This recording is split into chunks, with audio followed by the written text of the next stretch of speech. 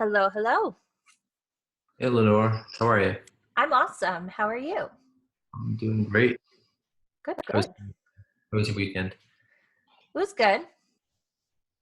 Kind of felt like every other day lately because everything's time's a little wibbly wobbly at the moment. Oh yeah, I know too. Same. It's like the same day over and over again, sort of. Yeah, a little bit like Groundhog Day, but a little less frustration. Yep. I'll miss some of the attributes of quarantine life, like sleeping. Yeah, yeah, All the Netflix series I've watched that I'd only heard about years ago. oh yeah. I started binging The Last Kingdom. It's a really good one. I recommend it. Is it Netflix? It's BBC, but then Netflix is like the distributor uh in the US. But Okay. it's on Netflix, but I've noticed anything BBC touches is fantastic. BBC, like British Broadcast. Hmm. Yep. Okay. Yeah, they do like their TV is always like anything I've seen that was originally BBC is just absolutely wonderful. Cool. I'll check it out. Right. Yeah. Next Kingdom. So how you doing with this harmony thing? You've had some thoughts about our discussion last week. I think you were talking about you and Colby. Yeah. Well, something we started doing together is putting together like the physical space of our bedroom, because like I just finished doing like my office, so like my space, and now we're coming together to do that project together. And something I realized pretty quick was that for a long time I'd been looking for some bedding for us, and I kept looking around at stuff and saying, this is too feminine. He wouldn't like that. And that kind of stuff. And then when I finally like actually started talking to him about it and like started talking about like, okay, well, what kind of colors does he like? Um, I realized that all of that was complete bullshit and just made up in my head because he actually ended up liking a lot of the same things that I did. Well, look at that. Yeah, it You was found like out. I did find out. Yeah, that goes a long way, right? And figuring out where someone else is, where they see things, how they think about things. Yeah, actually asking. Who knew that Colby likes the same kind of bed that you like? Yeah. You have to see my variety of colors. Just leave it at that. Yeah. All right. So bed sheets. You that means you're gonna get some bed sheets now. That's what you're telling me. Yeah. Well, just rather than what we've been doing, which has just been a hodgepodge of just crap in our bedroom, make it something nice that like we actually like make the space ours. So how much of that places you won't go or things you won't ask do you think is out there? Like the bed sheets as well. I don't know. Maybe Oh yeah. maybe he won't. Yeah, there's definitely been a lot of that in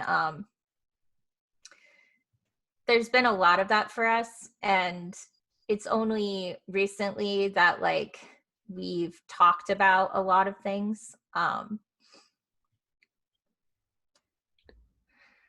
that Okay. What do you what do you attribute to the kind of the standoffishness of not going down a road of finding out? um Well, there's definitely a couple of things at play there. For me, a big part of it is the insistence that I'm not big enough.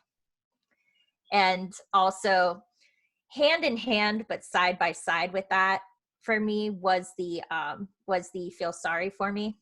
So like, if I insist I'm not big enough, then there's also the insisting to feel sorry for me. So like, when those two pieces come together, it's like, for me, it just kind of looks a lot like lazy. Like it's, I'm a little girl. I don't want to um, go to those places with people. I'm just going to leave things on a very surface level and not find out because it's my way or the highway. Like that's how it looked for me. Um, I'm starting to see that in a lot of different places, that just being one of them. But Yeah, one of the things, like, you've got shit to say, mhm, and if you're not saying it, then you know yeah. it's just no, is everybody going to know what you think about? And I know you well enough to know that you think about shit. Yeah. Well, something else I kind of I kind of realized lately is that and I highly suspect this was what John's been poking at a little bit about, with me talking about the fact that I'm smart. Um Something that I've really insisted on doing is constantly seeking uh more education and saying like I need a diploma. But for me, it was kind of like the same thing as what I was doing with the idea of marriage. Like I was putting so much weight in a piece of paper instead of looking at, okay, I know what I know and I know how I know it, and a piece of paper or like is just basically a gold star. Like, hey, you did it. Okay. So what are you going to do with it? Yeah, it's like a validation of what you Mhm. already know. Right. And I've been thinking a lot about that, because it's like it disvalues it under well it undermines me and what I know, because like if I'm constantly seeking validation, I'm not actually using what I know. I'm just basically ignoring that to go seek this validation. And it's a very like childlike, ooh, look at me. Like I'm just reminded of like a Pampers commercial, like I'm a big girl now, like that kind of like attitude. And it also is where I wasn't showing other people value either.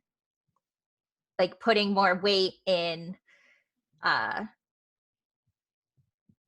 putting more weight in education than what it is that people actually do in the world. Okay, like what? Just like making assumptions about what people are like and Yeah, what they think without actually finding out.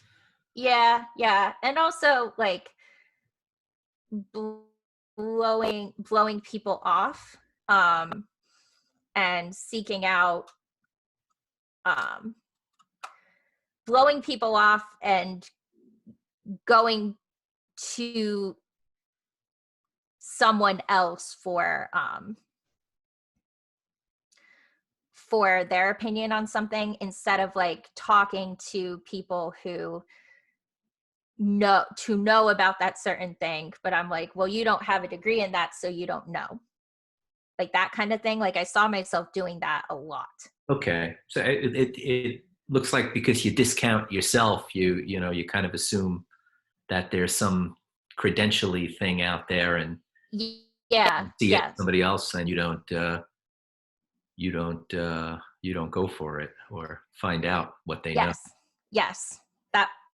That's the words I was looking for. That. Well, I know that guy somewhat who you're hanging with, and I know he's a smart dude too.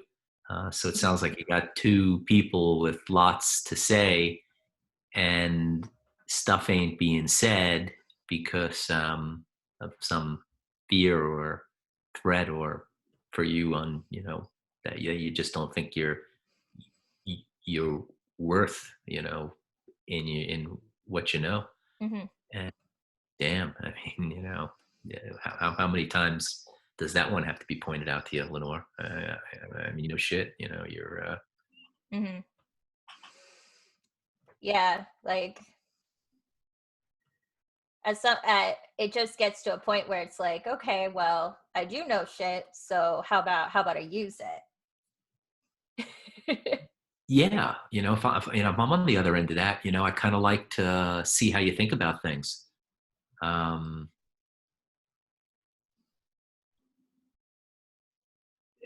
as coworkers, as friends, as everything, Hmm. that's where you create shit with people, because you have a way of seeing things, and to seeing things, and Maria does too, Hmm. and laying it out there. I found lots of times, more than, well, maybe not more than everybody else, but plenty, that that the way I think about something, what's going on, or what she's thinking, or what my partners are thinking, ain't what's really true, and that prevents any moving forward. Because it was really the big gripe that my partners had with me is, why don't you tell me what you want to do? In other words, they wanted to know what I was thinking about this business, um, instead of just kind of guessing at my assumption that, well, they should know that whatever I do is important. Hmm. No, yeah, they didn't. Maria didn't either. It took a while to see that the gripes were really for everybody. It was kind of like, why don't you just talk to us about what the fuck you doing? Just tell us how you think about things. What's this about? Um, and for me, and I know for you too, that that was a process for me of exploring my own thinking. Because until I trotted it out there and talked about what it is that I was aiming to do, I couldn't really see, or see what it looked like to someone else, or even just test my own ideas. Hmm. For me, I've also found that like it's a little bit it works a little bit better if I just talk to him and not just talk at him. Cause like before, when I'd be like working through shit and figuring stuff out, I'd go and be like, hey, like I figured this, and this out. This is how I'm thinking about this. But then there wasn't really a conversation there. Uh it was, hey, look at me, I did this, give me validation for it. And I never even found out any of where he was in that. There was no way to, because I was talking at him, not with him. Yeah. Like, what do you think about this thing? Or does it look to you, this thing I did, like it looks to me? Hmm. Yep. And it's also like it gives a chance too to kind of like, if he sees things a different way, trying on another assemblage point and then continuing to adjust it. Yeah. Like opening the aperture a little more. Yeah. Yeah. It's the thing with most people. They have one and only one way to look at things. That's it. Hmm. Yeah, and it's like, yeah, even though I have like these different beliefs, I had these different beliefs in place of the I'm not big enough and the I'm a little girl, feel sorry for me. They still went hand in hand. Like they still kind of flowed together, and everything I was doing was twinged with both of them. It's not like there was just one belief ruling everything. It's like it's a little more complicated than that, and they just went together, and everything I was doing was both of those things together, yet still still distinct ideas that I just like meshed. Like in my head it just looks like two pieces of clay that I just like squished together. And And the both ideas are the one that you're not big enough, and the other. uh feel sorry for me. Because it's like a feel sorry for me because I'm not big enough.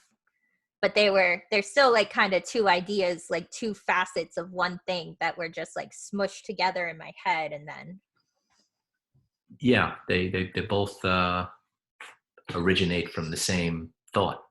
yeah, yep. Most likely. Okay.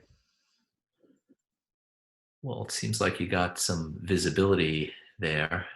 Um, I know there's probably nobody that you know is going to complain about you stepping into what you already know and Right. dealing with people like adults and finding out what's on their mind and checking your ideas against theirs and Mm-hmm. some space for learning something from them.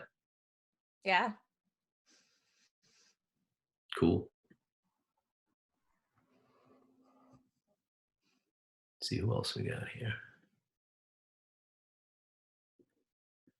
How you doing, Bree? Hey, Ken. How's it going? It's going. You're Just, a nice weekend? yeah, it was a good weekend. Got a lot of stuff done, and that was good.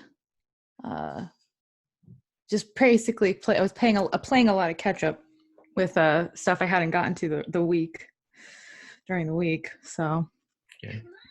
yeah. How's it going at work? What's the name of the company again? I work at an ad marketing agency called Tracy Locke. Right. Yeah. Mm-hmm. Westport. Yes. Wilton. Yeah. Mhm. Yep. What do you want to do with that? You have your aspirations on. Well, right now, it's I think so I've been there for like 6 years actually.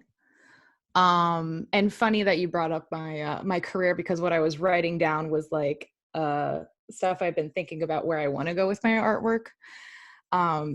But yeah, so I've been there for like 6 years, and it's been like an extremely, extremely good experience for me. Taught me discipline and how to work with people and how to stay on task and how do I organize things, and taught me, I found a lot of things out about myself too there. But it's kind of like being out of the office, though. I've realized how much I enjoy not being in the office. Okay. I think you're not alone in that regard. Yeah. Do you think about, like, now that we've got, we're emphasizing harmony and thinking about your career and your 6 years there, do you see these concepts and these things in play at where you are and where you want to be, and coworkers and your direct reports and things like that, and you know So, doing uh, whatever it is you want to do? so basically, I see Tracy Locke really is for me a springboard into what I want to do, because, like I said, it's taught me structure. And structure is really, really was especially important for me those past 6 years. I think that, like, pretty much like that's actually the one thing I was, like I said, I was like writing it down just as you like you pulled me up here. Because that was like, because I'm looking at, okay, so I work, the 9:30 to the 5:30, and pays the bills, it does what it needs to do. And that's kind of like what that job is for me, even though I appreciate everything I've learned there. But I can take everything I've learned there and start to applying it where I want to go, which is to mix this like mentoring aspect of myself, because I've always enjoyed teaching students and talking to people, along with stories from my life. So it's like, in those stories, then I can apply what I'm learning, what I've been learning and have been learning through these classes in those stories. And I get to, like, that's kind of like where my mind's been going. It's like, okay, how do I build this thing that I want? And how can because I actually just recently stopped streaming my art. because I had to be like really brutally honest with myself about like why I was doing it. Um, and like, even though streaming has been like a really good experience for me, and I like learned a lot of things. I actually realized the other night that I also had never really finished like anything. Like I hadn't really finished any stories or like comics I had been working on, but it's only been recently I've been able to actually finish art pieces and actually like, okay, I'm like, cool, I got that down pat. Now it's like, I actually said it, I was like, I have to pull everything under one hat now so I can figure out how do I take all these aspects that I know are part of who I am, which is like the mentoring and the art and, you know, and that learning, that because it's like mentoring, learning, teaching, and art, they like go together, but through storytelling I think I can get there. So it's like it looks like something like that basically. Like um that. yeah. A little more than that. A little more. A little more words. You know, what? Yeah. But what does it look like? Yeah. Go on. What you said it looks a little like that. You mean like Well, it looks like taking all my experiences and then recapitulating them all so I can then, you know, go down to that harmony, the change, that assemblage point. So then I can cross the communication over that line. So then, you know, it's basically tied into my value too. So it's like tying it all together so I can actually then get the, you know, so it's like, okay, people, here's where I'm at. Here's what I'm doing. What do you think about it? And then seeing who shows up. And that's actually like where I've had to stop myself and consider right now in my life who's been showing up for my like artwork basically. And it's uh, definitely not. does the not finishing thing is that a value issue for you? I think it has been. I think it's tied into something like that. It's like my mom actually had recently told me that I don't know if you guys ever heard of it or not, but there's this thing in October, it's called Inktober. And like the most interaction I've ever had with my artwork was when I was actually creating all these pieces for Inktober, because you get a prompt and the prompt is like whatever it is, and then you like draw to that prompt and it's 31 days of this. And I did it 31 days every single day. And like I had like a lot of people, because I actually started to talk about like my dad and his death and all these other concepts that like rebirth and womanhood and like it's like diving into those concepts more in a more succinct and organized way instead of like on the fly. So it's actually stopping and me having to consider what all those things mean to me and how do I see them. Okay. What's the not finished thing about? What do you mean by that? And how It's does it? like, Does it? I'm curious if that's a feature that you see that in Tracy Locke. ooh, I don't know if I see it so much in Tracy Locke. Like, hmm. Because see, because Tracy Locke, they actually like they finish their shit. They've been pivoting because they have to. I mean, they're over 100 years old. That company. Mhm. It was like they had this like weird concept of working from home wasn't actually like valid. Like it wasn't, you couldn't work from home, and the CEO actually figured out we could, and it was a thing. So that was kind of cool. Um, but I think Tracy Locke has actually like taught me like if you actually are working on something that you really really care about, like you make it to that finish line because you know the value of it. It's like the two projects I have worked on that were very different than other projects, because again at Tracy Locke, you know, you have clients and you just do what the clients need, which is all fine and good.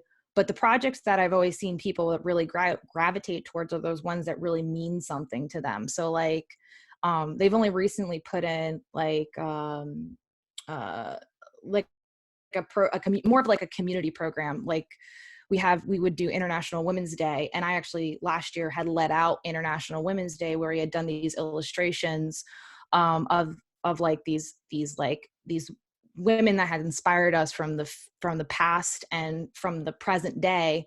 So I had actually paired up Frida Kahlo and Lady Gaga, and that actually won an Addy Gold this year. Yeah. So it's like, how do I implement that into what I want to do now? And I think that's where I'm at with it. So. Okay. Hey, Ken, this is Paul. Hey, Paul. Hey, Bree, how's it going? Good. How are you, Paul? Pretty good, pretty good. This is actually a question for Ken. Ken, something's not adding up for you right here and now. I'm watching you talking to Bree, and I'm listening to the questions you're asking and her answers. What are you're grabbing for something here? There's something that's not lining up for you. What is it? Well,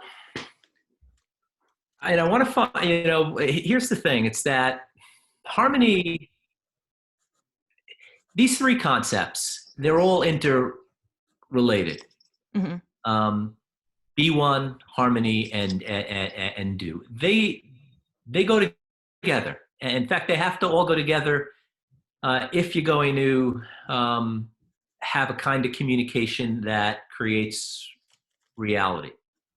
Maybe I overstated that, but at least, because I've had communications that have created reality, for I can take you on, walk through my house and my business, and you'd see it, and some of it not to my liking.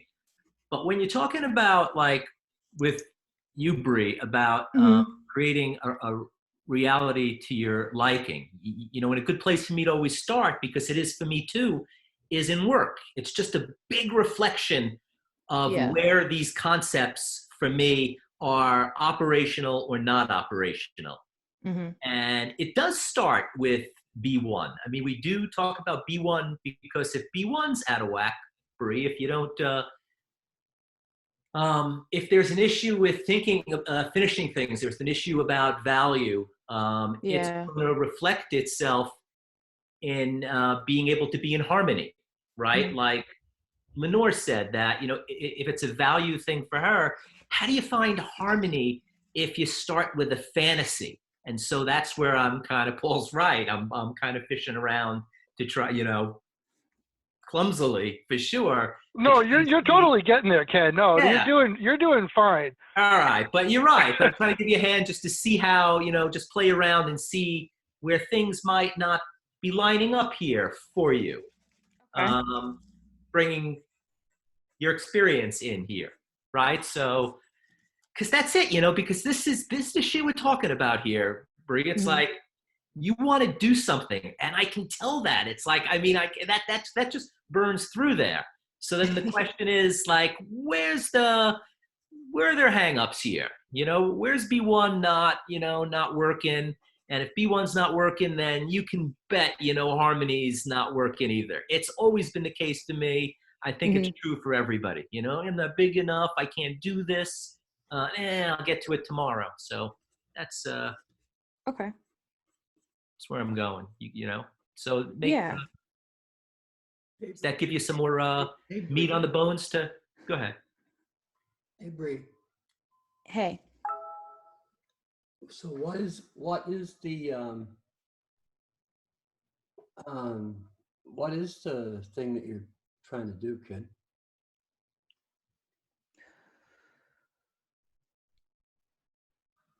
Well, I am trying to create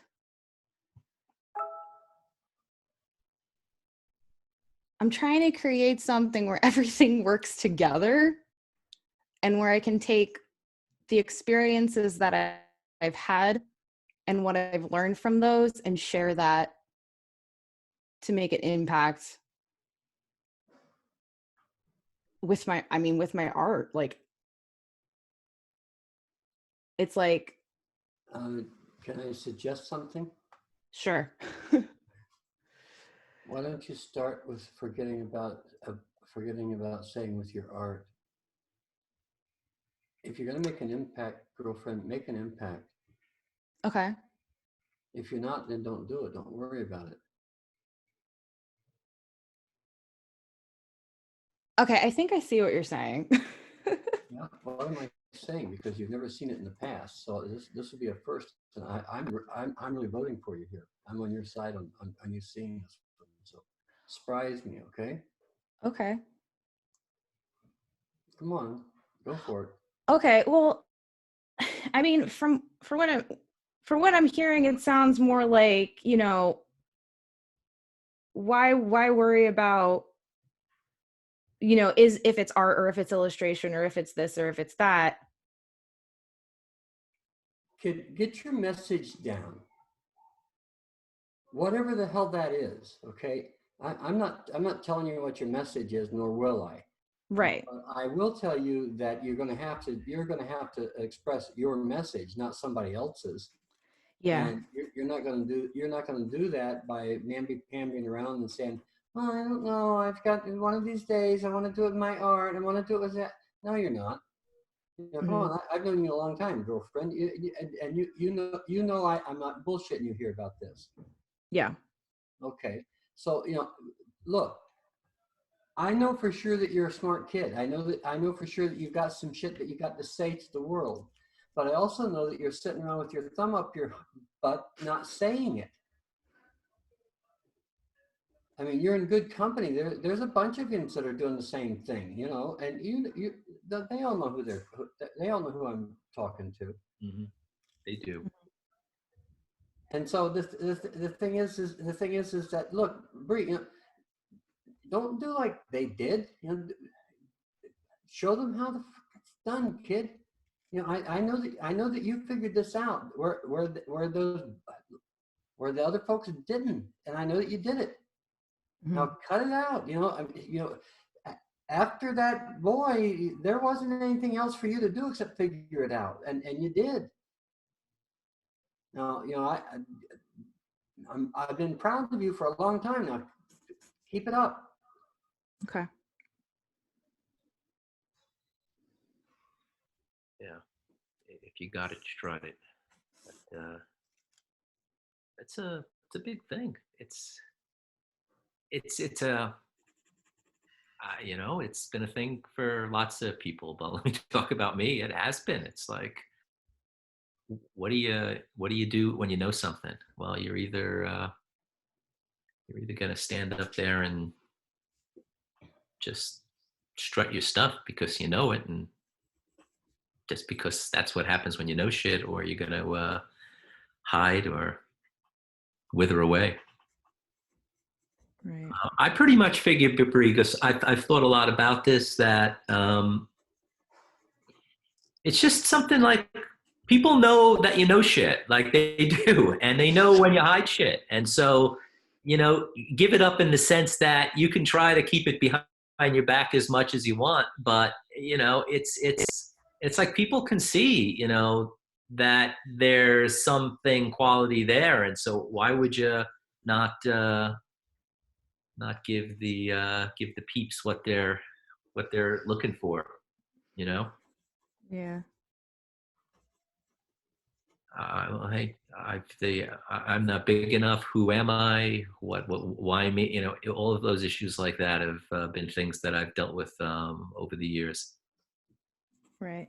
You call me the why would you call me the rabbi? It's, well, because what we know, we're for the lot, for doing this kind of work, you become someone who's got knowledge that is anything but in wide supply. Hey, Ken, would you say you had a chance in hell to actually be the rabbi before you sorted out B1 and programming? No way. I mean, just no way. For so many reasons, Paul, and so many, and just like the most recent reason du jour, which all relates to belief, to the level of belief. But it's like, just even looking at like arrogance and things like that, and know better than, and being judgmental. That's a rabbi, a leader, is understanding of the value of everybody, just because they breathe. That's not, that's a more recent vintage for me. Well, Ken, I think these webinars themselves actually illustrate you using B1 and harmony and do as a rabbi, which is how you would do those things, right? Yeah. I mean, your Well, specific function. yeah. None of this was possible without starting with B1, brutally honest with yourself. And if you try and skip out in front of that and do anything else, you're going to flow chart right on back to B1. Not because you're not trying to do something, not because you're not trying to harmonize, but because there's going to be reasons it's not working, right? Yep. And I mean, I've watched you over the years, and you've done exactly what we're talking about. Yeah. I have. I know you have. Yeah.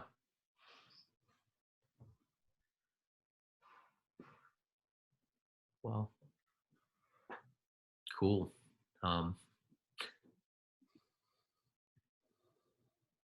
Let's see. Yeah, that's, let's go back to that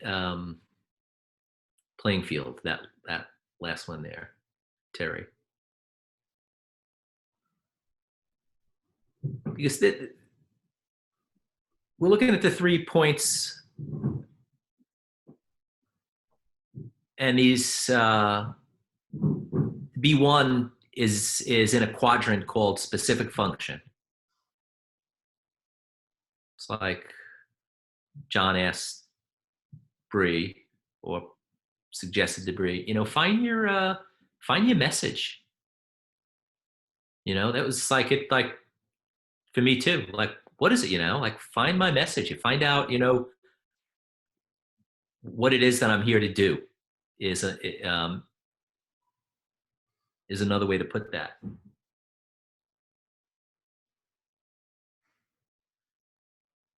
And then we have down in the harmony, which resides in natural mind function. Well, this is how I'll say it, but someone's going to correct me if I don't. The natural mind function is, we have, there's a natural state of our mind. The natural state of mind is that upside down pyramid. Is thoughts and actions arising from the bottom of the pyramid, from that super self program, from that super self meta programmer, from the level of who we really are, spirit, up through the programs. You can bet that if there's a glitch in that, if there's something going on, it's because that natural mind is not expressing. And if that natural mind is not expressing, then we can't find harmony. And so if we've got, without the B1 and the harmony, how can we communicate? Remember, communication's the tool for the do function. So what we've got here is these 3 points, B1, harmony, and do. And you'll notice when I think we've covered it a little bit in the past, the same 3 points appear on the other side. So operationally, we've got 2 people getting together, each with their beliefs, things they're here to do in their life, with a natural mind, trying to make shit real. And what we've got here is a structure that shows how reality is created.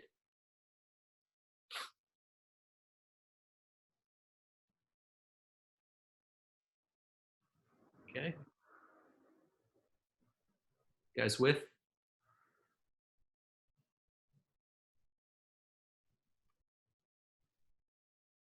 But I know, like for like Ralph, who has very similar programming to what I had. He grew up that nice, is his definition of nice. And you know what? There's nothing wrong with that, so we got to keep in mind here too that we're just examining programming. Like for me, I had this B1 or this thought about having to be nice and having to make everything nice and sugarcoat things. And, it took me a while to see that what I was doing was not really that nice, that people weren't really hearing from me. And I know that Ralph's talked about some of this stuff too. Ralph, are you there? I am. I'm listening. Okay, yeah, it's observable. It's some of your most endearing qualities too. I mean, you're a guy that cares for other people. It freaking comes through, no doubt about that, dude. Man, that's a cool thing. The thing we point out though is that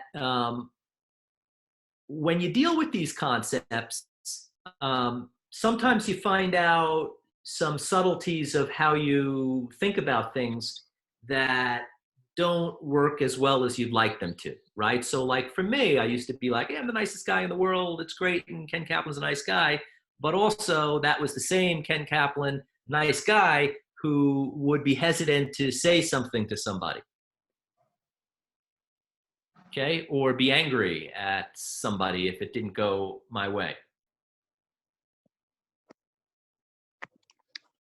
I can feel you on the get angry.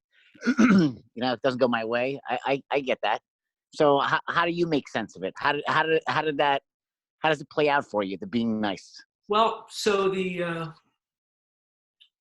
being nice was really growing up in a family that never really addressed anything specific.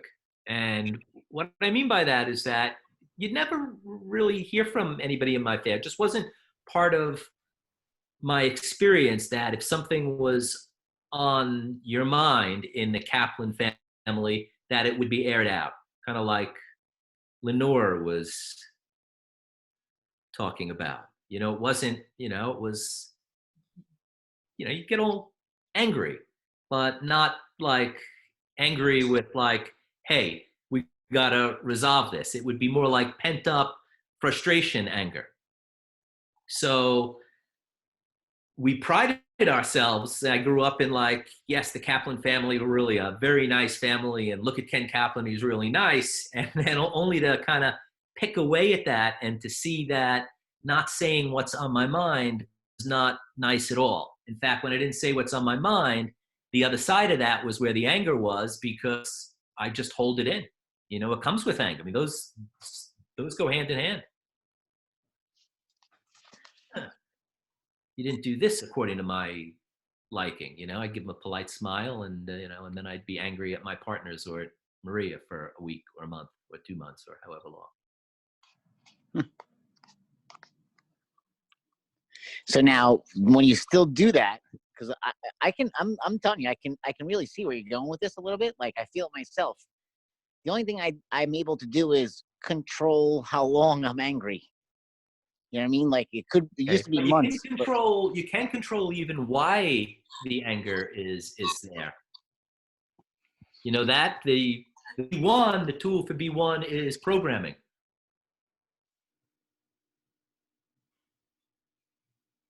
And anger is always after the level of belief.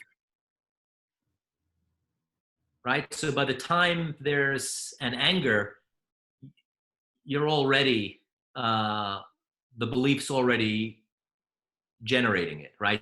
The anger doesn't come out of thin air. So if you're getting angry at somebody, well, then the question is, what the hell are you getting angry at somebody for, Ralph? Like, what's that about? Like, what's the belief that supports that? And for you, and listening to your story over the days that you've been here, it seems like something like that you have to be, it has a value issue to it. It has this sense of, because you told a story about immigrant parents and the scene at the grocery store with your mom and the Band-Aids, and you grew up, really to make something of yourself, which, is really what's made you successful, right? So, that's a great attribute, but in that great attribute is a program which looks like, yeah, maybe I'm not okay, or I have to, prove myself. And so that when you meet someone in the end of a checkout line that's not, playing the script that you want them to play, you find it offensive, because you've spent all this time doing all the shit that you've done. Yeah. I can agree.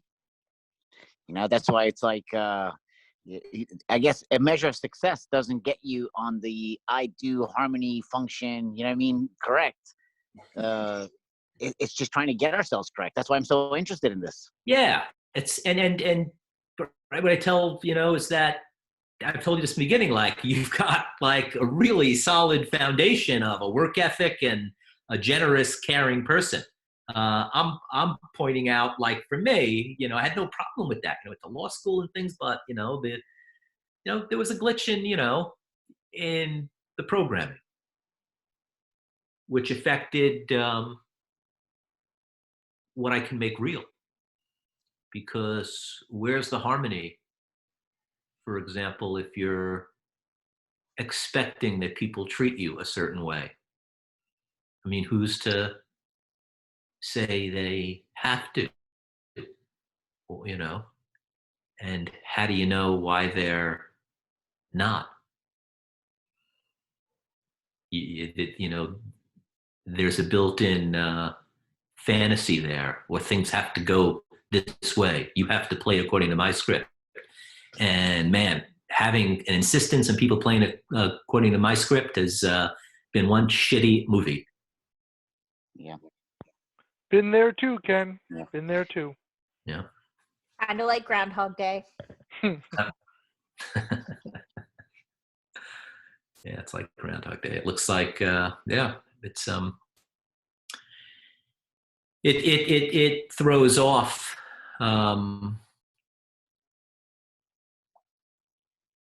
it throws off what you're. I don't know. How am I going to say this? You could see on the left side of the playing field, right? So this left side, for those looking at it, depicts a person, but it depicts a person that I can say, I think definitively here is not one, because I think it all traces back to that. I think you're right, Ken. Right? Yeah. It looks like they haven't sorted out their programming. They haven't unified under one hat, and they're not being brutally honest with themselves, and everything else is a mess because of it. Yep. So the reality that can be created from there is, I think I could say, chaotic, shaky. Maybe it's got fantasy woven into it, if that's even a thing.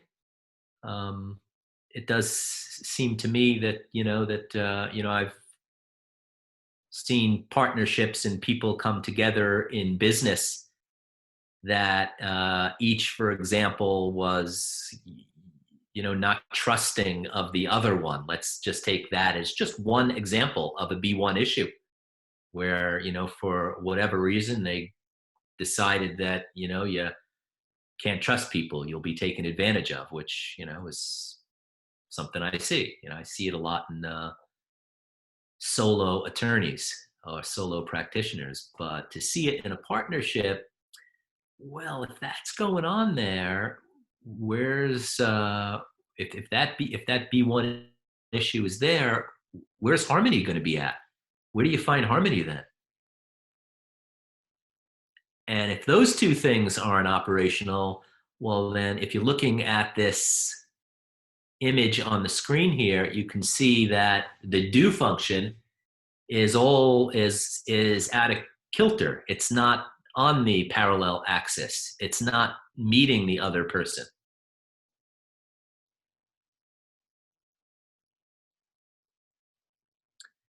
This is something that John does all the time. All the time, because he's always looking, and he's taught me to look to see what's going on using this structure as an operational structure to hold up every action, every communication. And using it like that, you can look and say, all right, where's something out of kilter? And if something's out of kilter with your employee or your partner or your spouse or whoever, you've now got a working model to be able to give assistance, to facilitate, to see if an agreement can be recognized or reached with that person. But to do that, you're going to be dealing with the kinds of conversations and issues here that we're having fun with on all of these calls. And that is, all right, what's this about? You know, what's the thread here? What's the belief that supports that? Hey, Ken, you know, I think this picture right here that we're looking at might be a good way to think of where Jesse was for the first, 5, maybe 6 weeks that he was down there with John? Yep. Yep.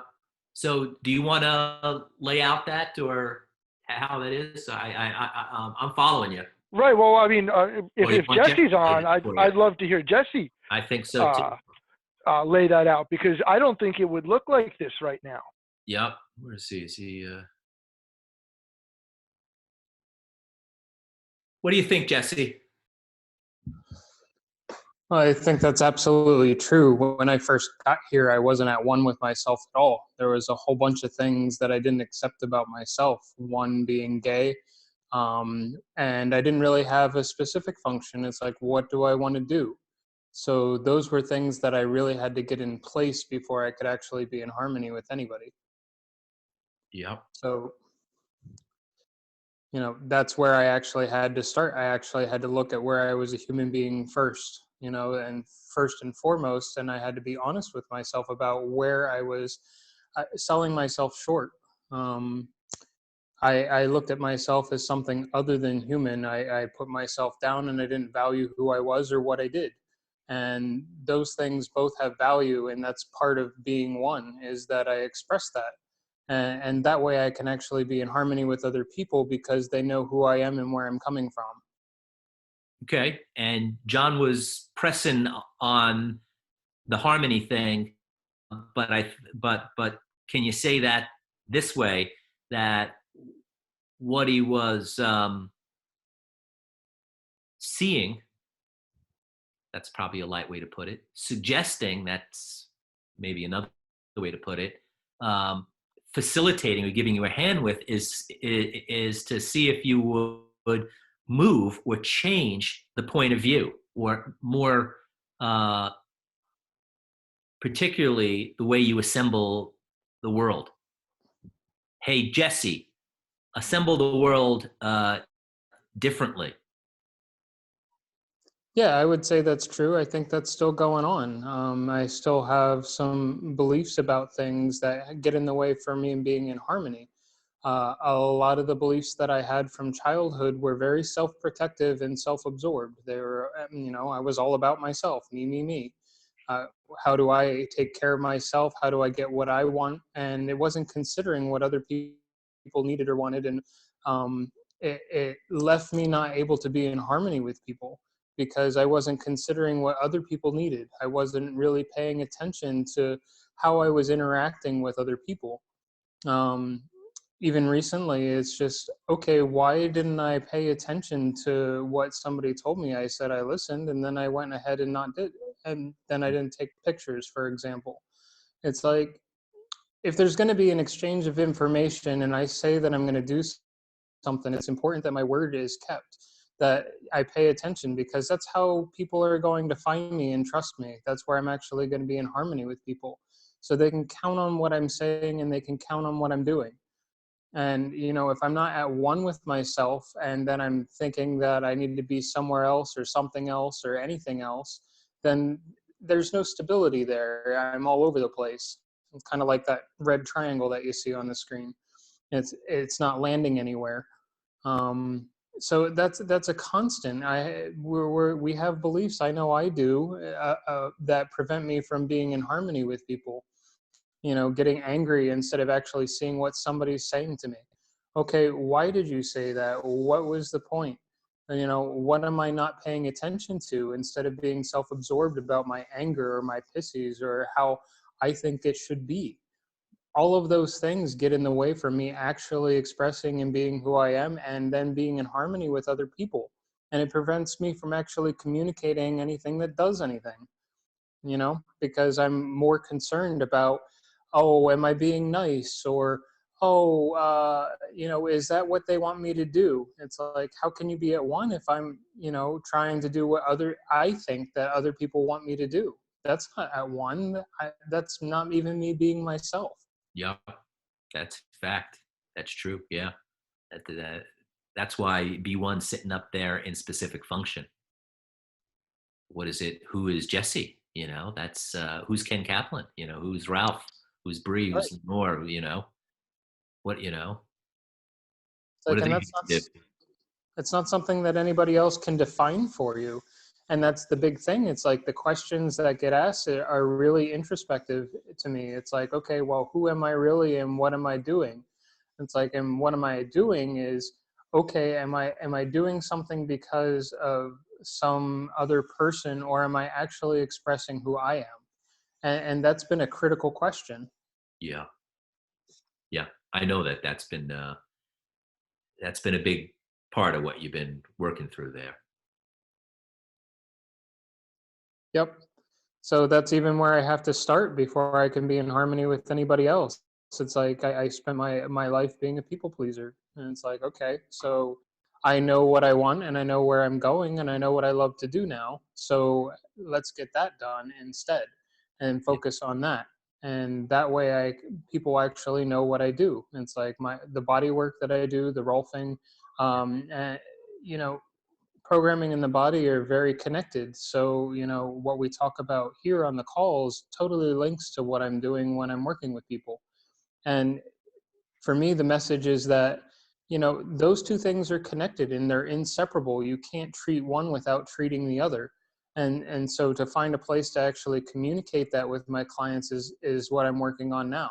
It's like, how can I express so that you understand that what you have going on in your mind is what's creating the tension in your body? They're not separate. Yeah, that is for sure. Well, it sounds like you've been giving some thought to your Rolfing practice and where it goes. Oh yeah, I mean, being down here has been such a great opportunity to actually look at how I think about things. And yeah, sometimes I'm like, holy fuck, that's how I actually think about something. That's crazy. And then I have to, I give myself a little time and it's like, oh yeah, I can see where I do that. And it's like, I see where I doubt myself, or I'm being cheap, or I'm not being honest with what's going on with myself. And that time to actually sort out how I see the world is actually making a huge difference for how, it's actually shifting that for me. Because I'm getting asked those questions and I have to answer them for myself. Those questions are for me to actually consider what's going on. Yeah. Yeah. And I'm guessing that the multitudes of people who you've pleased over the years probably won't mind very much that you've gotten rid of that. If in fact you actually ever pleased anybody. Yeah, exactly. I don't know if there's any truth. I don't think I have. Yeah. I don't know if that actually happened. Yeah, no, I don't. Yeah. When I went back and tried to take an inventory of my list of people who have been pleased who would be disappointed without people pleasing, the list was and wasn't anybody on it. Well, And that's another thing. It's like, okay, I'm trying to please one person. It's like, okay, that Yeah. doesn't even make sense. It's like, one thing I had to consider is serving something greater than myself, and one other person or each person is not that. There's something bigger going on to serve. And it's like, service is not a terrible thing in my mind. And it's like, okay, so, but what are you serving became the question. It's like, am I trying to kiss ass? Am I serving each individual person to try to be nice to them or to tell them what they want to hear or any of those kind of things? What does that serve? Yeah. And it's like, okay, what is that actually doing? And so that question for me has been percolating for 2 months now. It's like, okay, so what do I do in service? How do I be of service? And be it service to the business or service to humanity, it's like looking at a bigger picture, a bigger, broader perspective. And for a long time, and even today, I was considering, it's like, there are parts of me where I still see that I am serving myself, and what do I actually get out of those things? And really what it causes is the isolation and the separateness. And I get to say that I'm special and unique and hold myself off to the side, but it doesn't actually serve anything. It doesn't actually make a difference. So for me at this point, it's what is bigger than myself that I can serve? How do I Yeah. serve humanity? How do I serve the people that come to me to get worked on? How do I serve the people that I work with? Because they're going to have things too. How can I be of service through what I do? It's a natural thing that I do. It comes by naturally. It's something I love to do. So how can I express that and make a difference for people? And that was also something I had to think about too, was what does it mean to make a difference? And for me, making a difference is actually, it's not painting it with an all is good or all is bad or anything like that, but it's more of a balance. It's like, okay, you have a huge swing or a huge twist or a huge offset in one direction or the other, and you can call them dichotomies or left right or however you want to look at it. And what Rolfing is trying to do is bring the body into an alignment. It's bringing a balance into it, a neutral place where it's not stressing in any direction, front, back, left, right, up or down.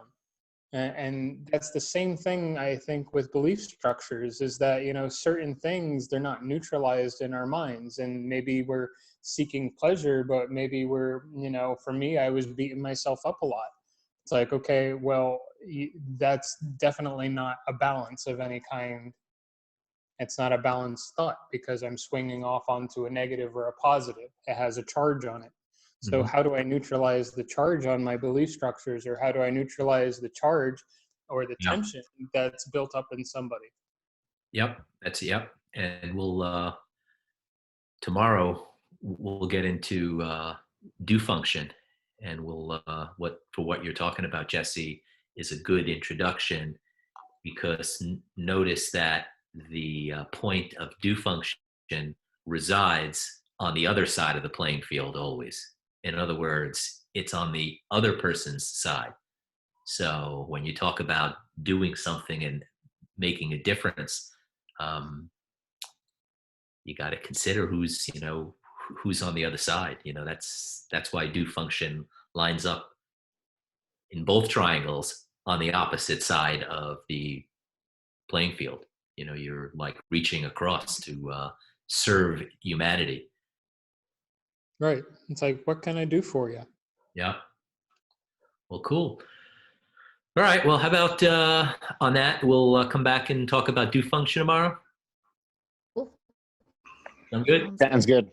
Good night, guys. Sounds good. Bye. Yep. See ya. Adios.